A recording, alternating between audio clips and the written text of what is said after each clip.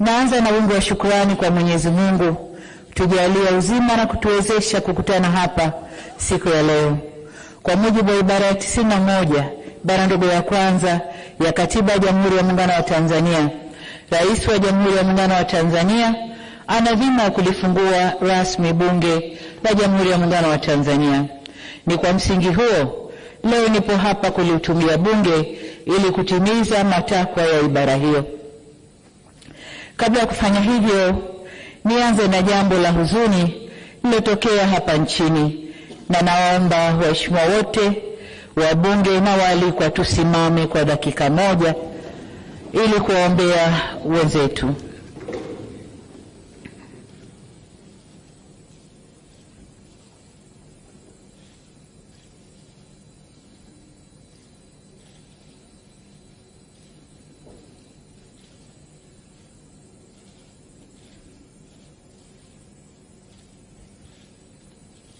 Waheshimiwa, tukae tumwombe Mwenyezi Mungu aziweke roho za waliopoteza maisha kwenye vurugu zilizotokea tarehe 29 siku ya uchaguzi hapa nchini kwetu.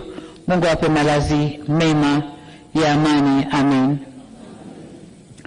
Mimi binafsi, waheshimiwa wabunge, nimehuzunishwa sana na tukio lile. Natoa pole kwa familia zote zilizopoteza wapendwa wao, na tunaomba Mwenyezi Mungu kama tulivyoomba awapumzishe kwa amani. Aidha, kwa majeruhi tunawaombea wapone kwa haraka, na kwa wale waliopoteza mali zao tunawaomba wawe na stahamala na uvumilivu. Serikali imechukua hatua ya kuunda tume ya kuchunguza yaliyotokea, yani inquiry commission, ili tujue kiini cha tatizo. Taarifa hiyo itatuongoza kujielekeza kwenye mazungumzo ya kuleta maelewano na amani.